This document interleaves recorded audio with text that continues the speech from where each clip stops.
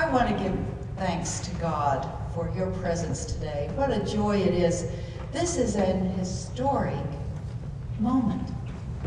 The first time we have gathered together in a formal way for what will become a new conference. Isn't that awesome? And you're here part of it. I want to give thanks to you, each of you, who's given up your day to be here. You are leaders of your respective conferences, and you come with special gifts. The challenge today for all of us is to dare to do what God is calling us to do, isn't it? And so I especially want to challenge you to be ready for God's surprises today as we come to know each other. I want to challenge you to be ready to meet God's challenges as they emerge today and in the days and months and years to come. And most of all, I want to challenge you to be attentive to God's Spirit, which is always promised in our midst. And surely it is here with us as we gather. We're wearing the color of the Spirit, right? Red, the color of the Spirit. On that Pentecost day, the Spirit came down. And might it be so today that the Spirit comes down. I want to thank you again, those of you who've made the choice to be here, for your willingness to enter into this new thing that God is doing. I want to thank the Vision team. Haven't they done a wonderful job preparing us for this day? That team has been meeting for, what, a year and a half or so, would you say? About only 1 year? Hey, you've done a lot in a year. The documents that you see, they've prepared, the careful attentiveness to laying the biblical foundation for what we're doing. Because it's that upon which we're going to build. As we get into the decisions that have to be made, if we can be reminded always of that foundation, we will be carried through this on the wings of prayer, surely.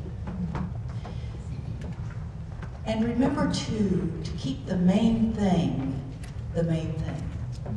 We are about disciple making. And let us not be swayed as we go through this process into little pockets of concern that are apart from disciple making. Keeping always before us the main question, what is God's yearning for us? What does God require of us? And so thanks to all of you who are here, thanks to the Vision team. And then there's another particular person that I want to give thanks to and praise to God for bringing her into our midst for such a time as this. The one bishop in all of this reconfiguration that we're going through involving 6 conferences, who's connected to every single one, who's at the nexus of all of it, is Bishop Susan Hassinger. She has truly, I believe, been placed in our midst for such a time as this. She brings to this enterprise incredible spiritual depth, knowledge of systems, a passion for inclusiveness in every possible way, and great gifts of discernment. And so would you welcome Bishop Susan Hassinger? Thank you, Bishop Middleton. I greet you this morning as part of the emerging Susquehanna Annual Conference. How does that sound? I won't tell you how many years ago now, actually it's more than 40, that I was ordained in a prior Susquehanna conference.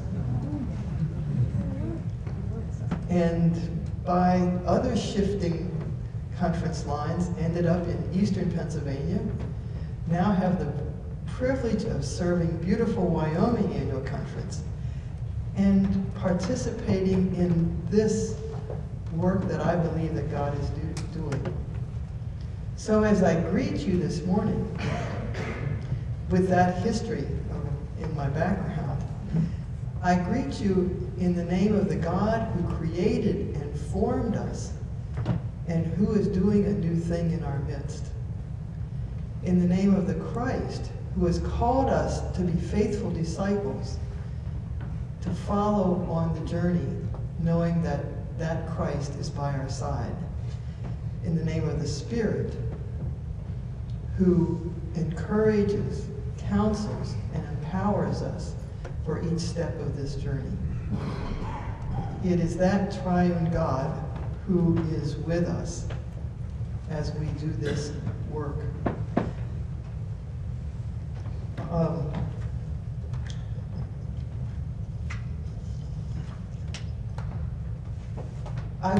Bishop Middleton actually said much of what I would say to you, so I'm just going to let it stand with that and say how thrilled I am to be part of this process. As she indicated, I get to, actually, as I was working with several people in the last couple of weeks, I've identified that I see my role in this as midwife.